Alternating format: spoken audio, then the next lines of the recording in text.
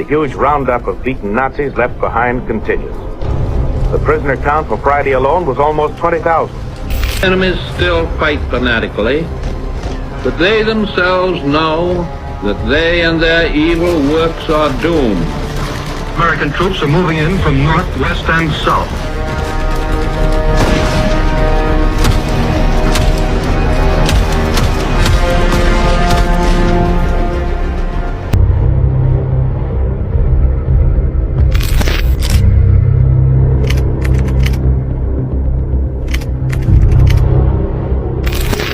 Tahun 1945, setelah hampir 6 tahun konflik global, perang telah memasuki negara Jerman. Di kota kecil di timur laut Jerman, para warga merasa tenang dikarenakan mereka terhindar dari perang yang sedang berlangsung. Ditambah lagi Joseph Goebbels berbicara melalui pengeras suara. Goebbels mengatakan bahwa negara mereka masih kokoh dan kuat menahan serangan dari musuh.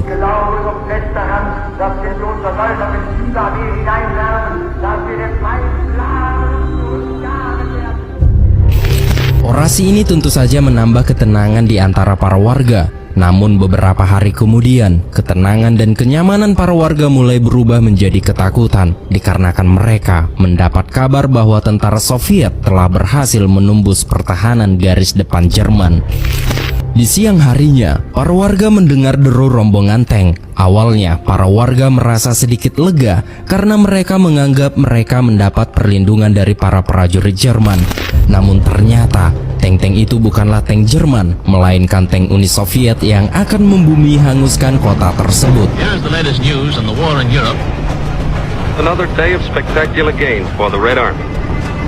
Marshal Zhukov is pouring thousands of tanks, guns, and men inside Germany. Melihat puluhan pasukan Soviet berdatangan, para warga mulai kehilangan segala makna sebagai manusia dan hanya tersisa satu hal, yaitu hasrat untuk bertahan hidup. Sebagian para warga berusaha kabur dengan menaiki truk tentara, sedangkan yang tidak sempat naik ke truk berusaha kabur dengan cara mereka sendiri.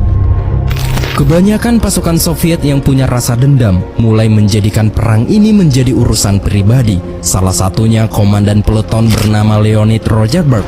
Dalam wawancaranya, ia menjelaskan tentang isi perasaannya pada saat itu. Ненависти, жгучее это чувство ненависти. Мама, мой брат, сестренка была застрелена немцами. Kini pasukan Soviet yang berada di kota tersebut mulai menangkap prajurit Jerman yang sudah tak berdaya, dan kemudian mereka mulai melangkah menuju Berlin.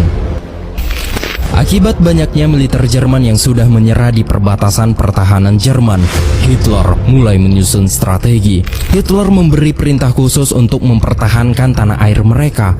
Hitler menjadikan warga sipil yang terdiri dari pria lansia, wanita, dan anak-anak sekolah sebagai prajurit pertahanan terakhir Berlin. Dan prajurit ini dikenal sebagai tentara Volkssturm. Grundsturmsoldaten Berlin, erhebt zur Verteidigung die rechte Hand und sprecht mir nach. Ich gelobe, dass ich für meine Heimat, tapfer kämpfen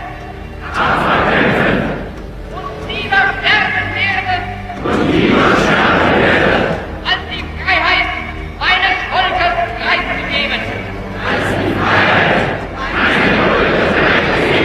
Männer des Berliner Volkssturms, niemals vor den Feinden des Reiches die Flagge zu streichen und feige kapitulieren.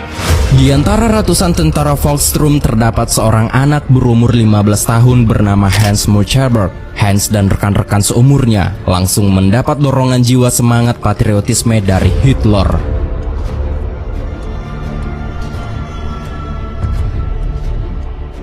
Langkah awal yang dilakukan tentara Volkssturm adalah membuat barikade dan benteng-benteng pertahanan di Berlin.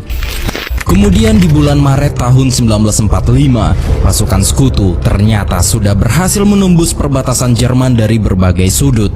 Allied armies are continuing their progress to the Rhine River with good results reported from all sectors. Once the River Rhine is pierced, decisive victory in Europe will be near.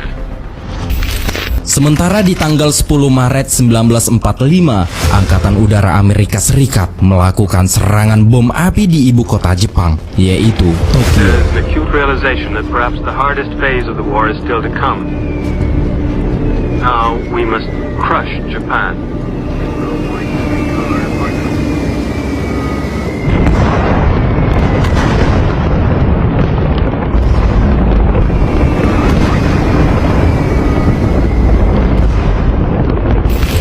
Serangan udara ini dikenal dengan serangan udara Tokyo Raya di Jepang. Bom yang dijatuhkan dari 279 pesawat pengebom berat jenis Boeing B-29 Super Fortress membakar sebagian besar wilayah timur Tokyo.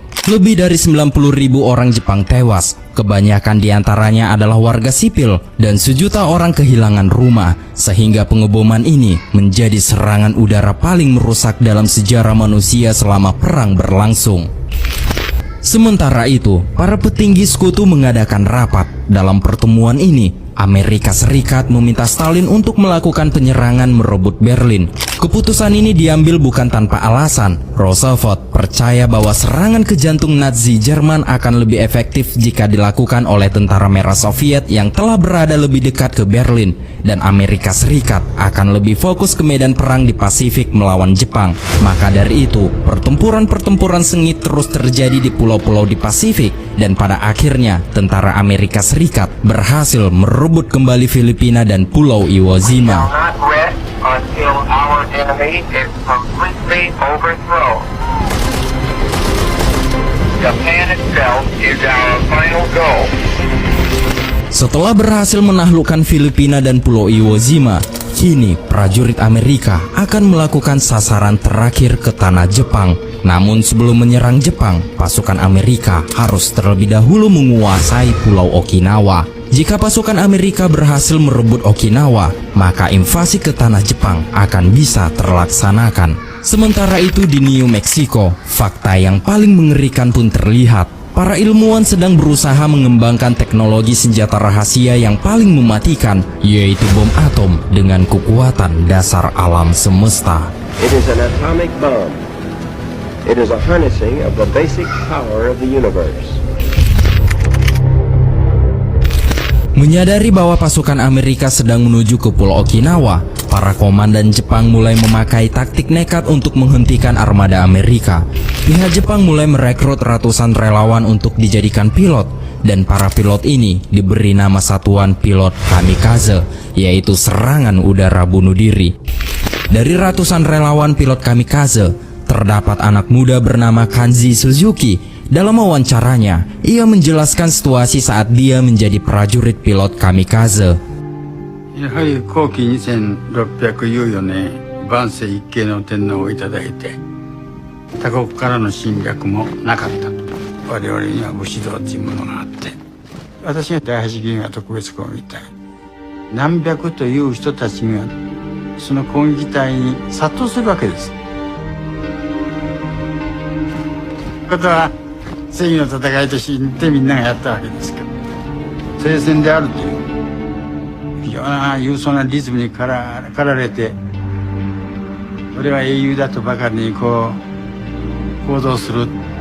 翌日になると不安恐怖に駆られることがあるんです。天皇陛下万歳とか物の本には書いてあるけど、誰もそんなことは若い人間にはリズムに乗って俺がやらなきゃなっていう気持ちにはなりますな。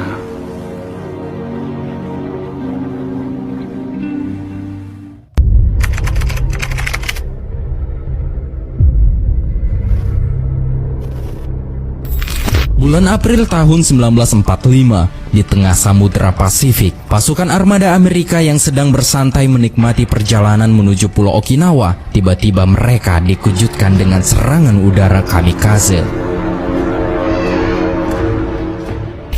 Suara tembakan artileri mulai menggema menembus langit. Ledakan demi ledakan menghantam udara, mencoba menumbangkan pesawat-pesawat kamikaze. Beberapa pesawat kamikaze berhasil ditembak jatuh.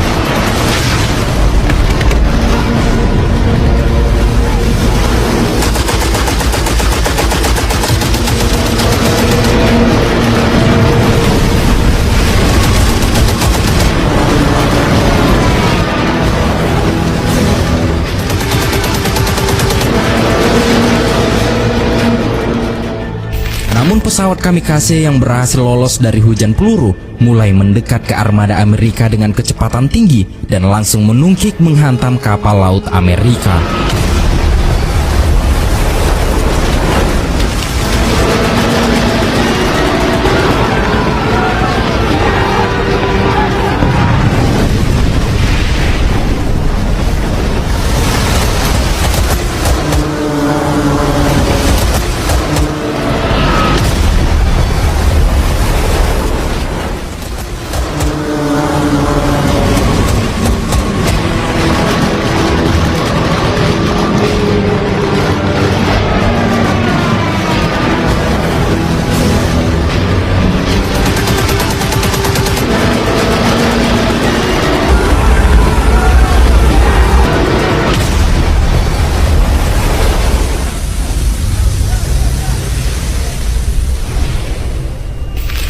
Setelah 2 hari, serbuan pilot kamikaze pun berakhir.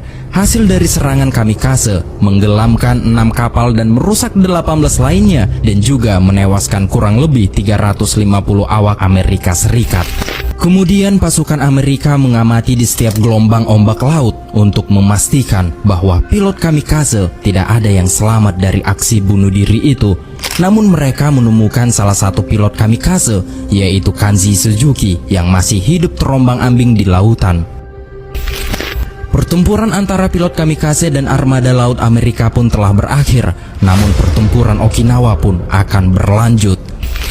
Sementara itu di Eropa, pasukan sekutu sudah menduduki beberapa kota penting di negara Hitler. The Americans captured Cologne today. It's a city of rubble and devastation. And right now the German garrison is in full flight along the west bank of the Rhine. The United States forces have entered the Nazi city of Nuremberg, while Russian airborne troops have landed within 23 miles east of Berlin. East and west have met near the German town of Torgau. Nazi Germany has been split clean in half.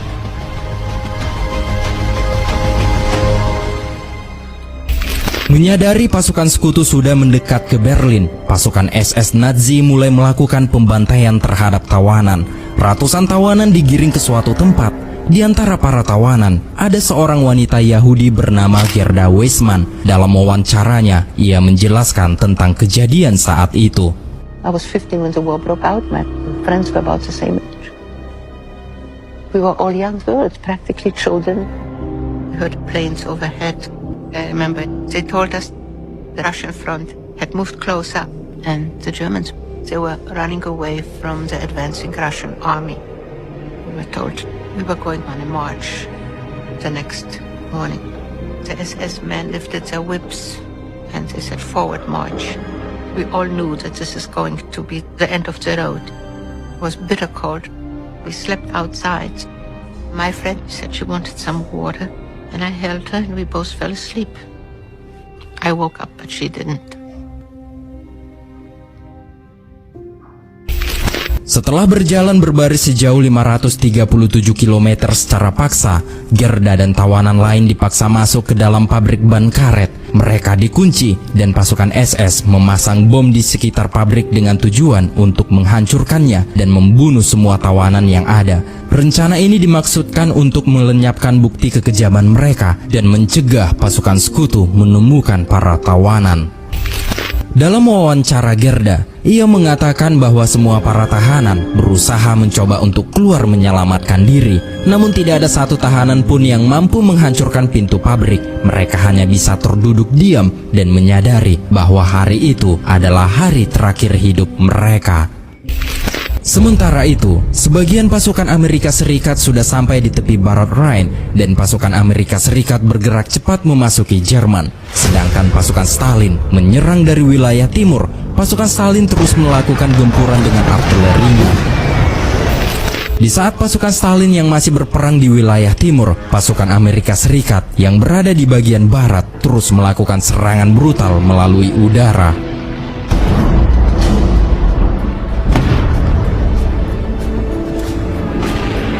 This is the world today. The German resistance west of the Rhine is still crumbling, and American columns are racing deep into Germany.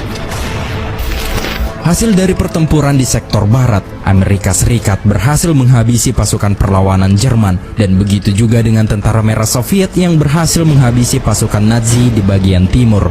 The German army has really been cut to pieces, and they now find themselves in a parlous state.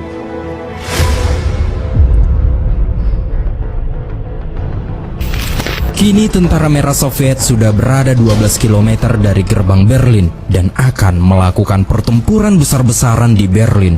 Walaupun pasukan sekutu sudah memaksa Hitler untuk menyerah, namun Hitler masih berambisi untuk mempertahankan Berlin dan menolak menyerah. Maka dari itu, kota Berlin akan dijadikan sebagai medan pertempuran yang barbar.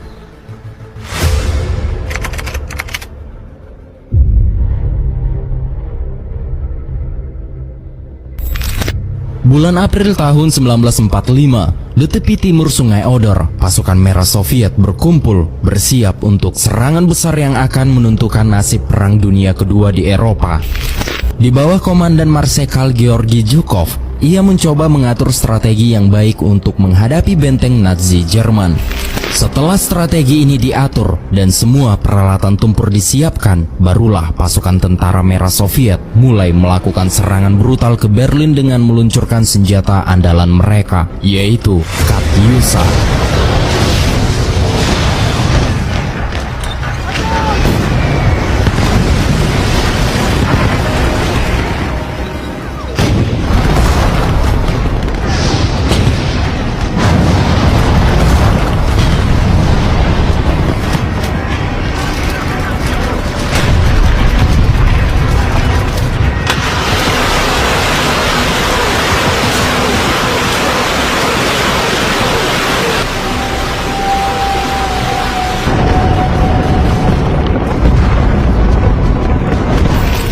Setelah serangan Katyusha dan artileri selesai, barulah tank-tank dan infanteri Soviet memasuki wilayah Berlin untuk melakukan serangan jarak dekat.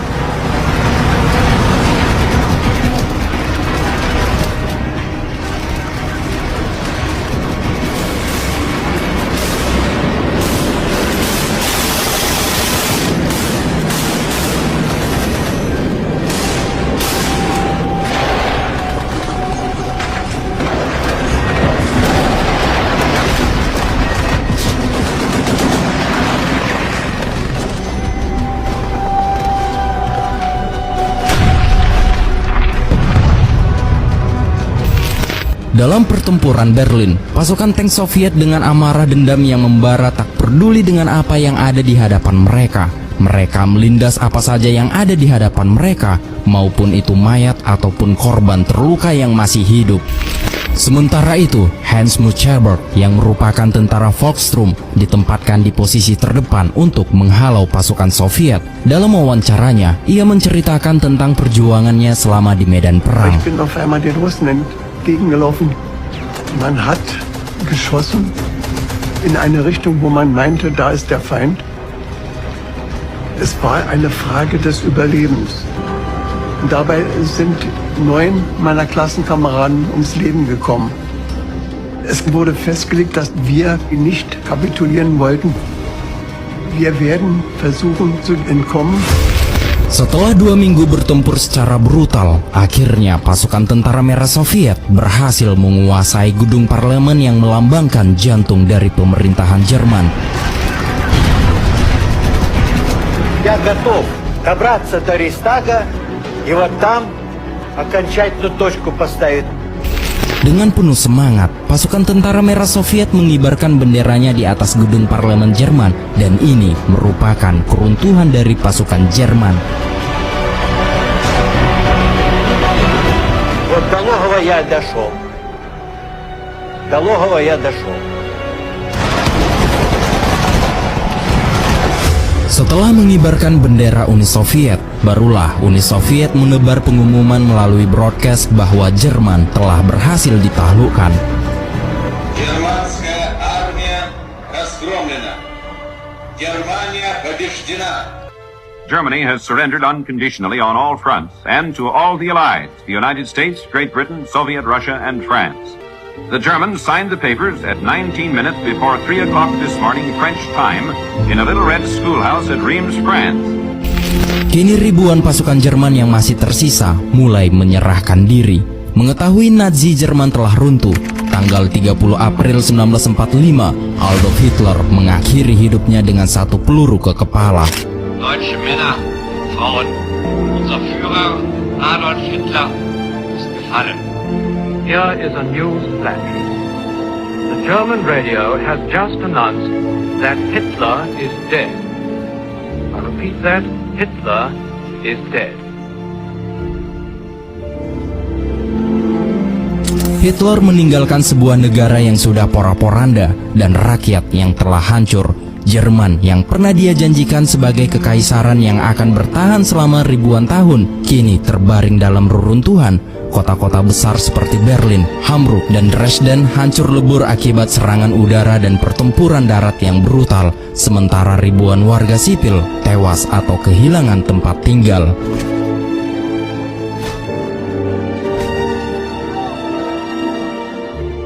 Sebelum Hitler mengakhiri hidupnya, tanggal 12 April 1945 di Amerika Serikat, Presiden Amerika, yaitu Franklin Delano Roosevelt, ternyata sudah meninggal dunia akibat mengidap stroke masif. Atas kematian Roosevelt merupakan kejutan besar bagi negara, khususnya bagi angkatan bersenjata. Kini wakil Presiden Roosevelt yaitu Harry Truman sepenuhnya bertanggung jawab untuk mengakhiri perang di Pasifik. Menurut pengakuan Truman, dia tak punya keahlian dan pengalaman dalam kepresidenan, tetapi agenda utamanya adalah untuk mengakhiri perang di Pasifik seperti tujuan Roosevelt. Akhir dari perang di Eropa, para warga mengalami transformasi yang dramatis. Suasana akhir perang dipenuhi dengan campuran emosi, dari kegembiraan hingga kesedihan mendalam. Di sepanjang jalan-jalan kota yang pernah dikuasai oleh Nazi Jerman, warga sipil berkerumun, merayakan kebebasan dan perubahan yang telah lama diidamkan.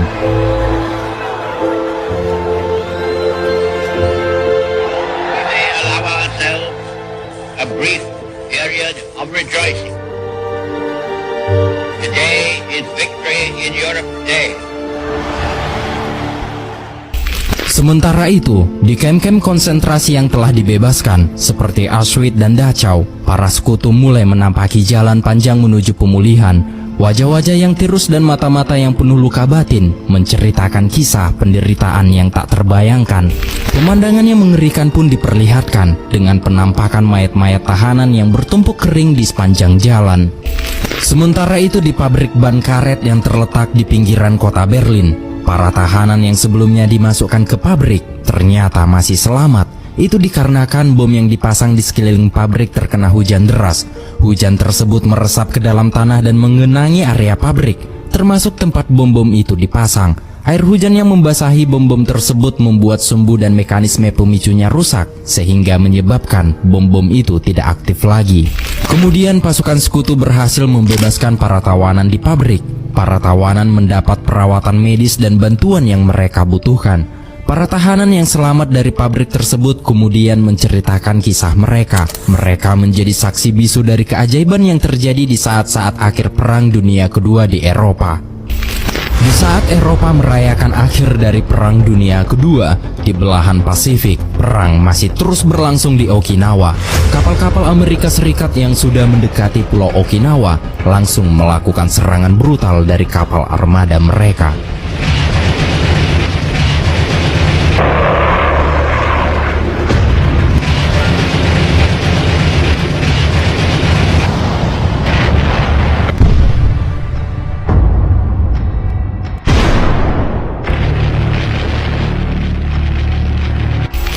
Setelah melakukan pengeboman besar-besaran, pasukan Amerika mulai menginjakkan kakinya di Pulau Okinawa.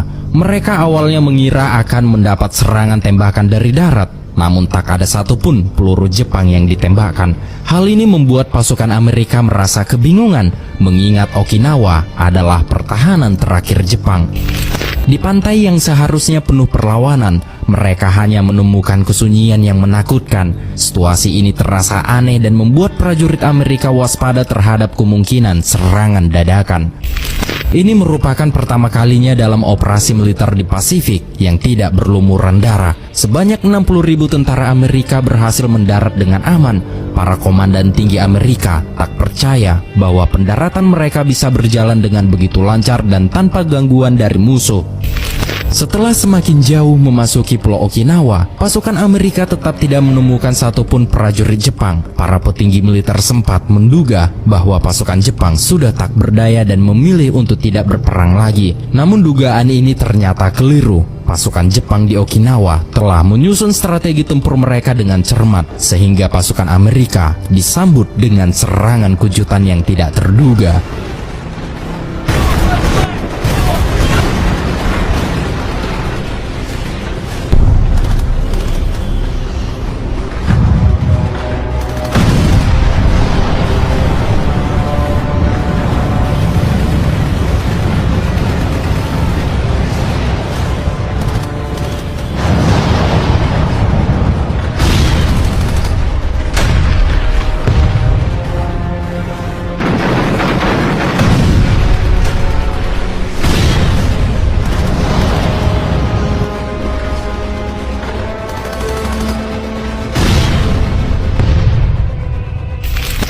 Sementara itu, di udara ratusan pesawat kamikaze berdatangan menyerang kapal Amerika.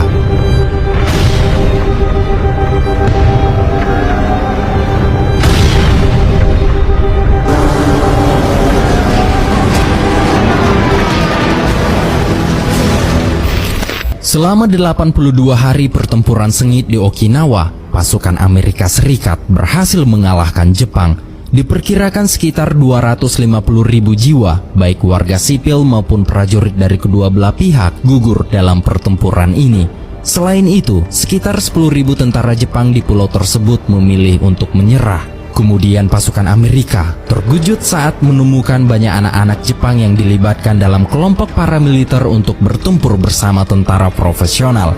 Sedangkan di pertempuran laut, 36 kapal Amerika ditenggelamkan oleh serangan pesawat kamikaze dan 300 kapal lainnya mengalami kerusakan dan hampir 5.000 prajurit Angkatan Laut Amerika gugur dalam serangan kamikaze. Serangan kamikaze ini mencatat jumlah kapal terbanyak yang hilang selama pertempuran di Okinawa. Sementara itu di Eropa, setelah Jerman menyerah pada bulan Mei 1945, perhatian dunia tertuju pada brutalnya pertempuran di Okinawa. Publik Amerika Serikat terpaku pada pertempuran tersebut. Dan para petinggi militer Amerika terkejut mendapati bahwa lebih banyak prajurit mereka gugur di Okinawa dalam tahun terakhir perang dibandingkan dengan 2,5 tahun sebelumnya. Hal ini membuat Amerika menyadari bahwa perang menjadi jauh lebih mahal dan sulit saat mendekati Jepang. Sementara itu, di gurun New Mexico, para ilmuwan dengan nama sandi Proyek Manhattan berhasil menciptakan senjata paling mematikan, yaitu bom atom. Namun para ilmuwan ini harus melakukan percobaan untuk memastikan apakah bom tersebut benar-benar meledak atau tidak. Kemudian pada tanggal 16 Juli 1945 di jam 5.30, pengujian bom atom pun dilakukan.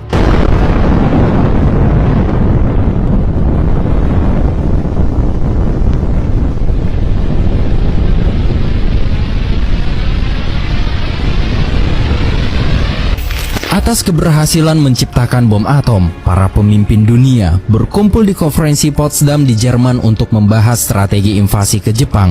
Hasil dari pertemuan ini, akhirnya Truman menemukan cara untuk mengakhiri perang tanpa harus melakukan invasi yang berpotensi mengakibatkan banyak korban jiwa Amerika, yaitu melalui serangan bom atom.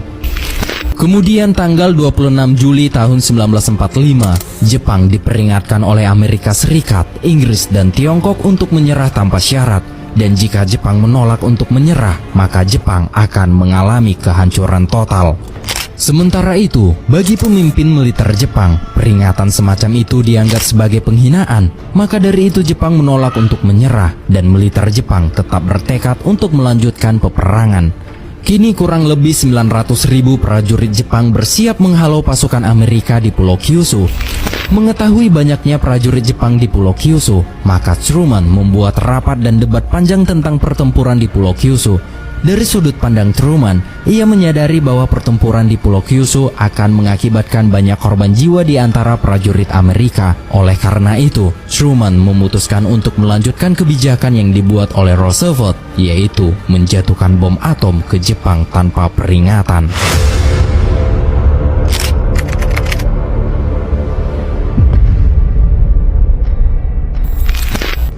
Pada tanggal 6 Agustus 1945 menjadi titik kelam dalam sejarah bagi seluruh dunia, terutama bagi Jepang. Di pangkalan udara Tinian di Kepulauan Mariana, pasukan Amerika mulai mempersiapkan pesawat jenis B-29 Super Fortress untuk membawa bom atom yang diberi nama Little Boy dan Fat Man yang akan menghancurkan kota Hiroshima dan Nagasaki. Sementara itu di Jepang, para warga Hiroshima tak menyadari bahwa hari ini, tanggal 6 Agustus 1945, menjadi hari yang paling mengerikan di Hiroshima. Di jam 8:15, saat semua para warga sibuk beraktivitas, mereka tak menyadari bahwa di langit Hiroshima, pesawat B-29 Super Fortress terbang dengan tenang yang sudah siap untuk meratakan Hiroshima dengan bom pertamanya yang disebut dengan nama Little Boy. We're over the UNP. Pilot to Bombardier. Your ship.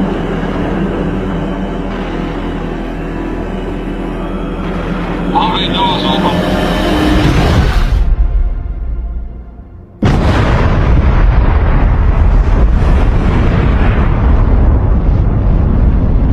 It is an atomic bomb.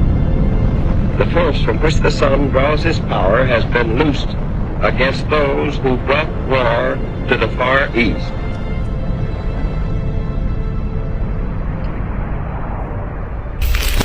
Setelah 2 hari dari penghancuran Hiroshima, tepatnya tanggal 9 Agustus 1945, Amerika Serikat kembali melakukan pengoboman ke Nagasaki, dan bom kedua ini dikenal sebagai Fat Man.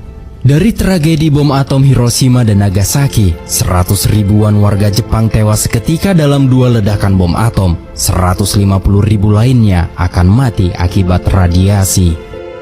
The city of Hiroshima has been destroyed and practically all living things were literally seared to death by the blast. 60% of the built-up area of the city had vanished, almost without trace. Japan has surrendered. War has ended throughout the world. I ask you at this solemn hour to remember all who have laid down their lives and all who have endured the loss of those they love. Congratulations for being alive and listening on this night. Millions didn't make it.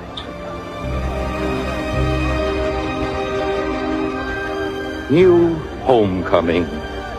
The men who tilted guns of battleships and stoked them in epic battle will ride the level ferries of bay and river. The pilot, with many missions, will do errands for some civilian company, and tank men will drive a powered lawnmower while their fathers watch. Setelah 6 tahun perang habis-habisan, dunia menghitung kerugiannya. Lebih dari 60 juta nyawa melayang, dan mereka yang selamat dari konflik ini akan membawa luka seumur hidup dan generasi selanjutnya yang harus mendapatkan hikmahnya.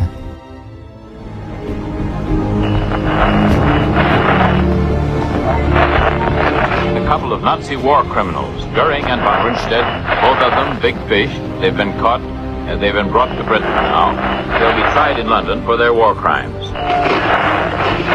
The American request for opening up Palestine to Jewish refugees would be granted through agreement with the British government. But the initial indications were that neither Arabs nor Jews were going to be satisfied with it. We've got to prepare a climate for peace, a climate of understanding and goodwill. The Human Rights Commission is expected to draft a Bill of Rights for all mankind that will serve as the conscience of the United Nations.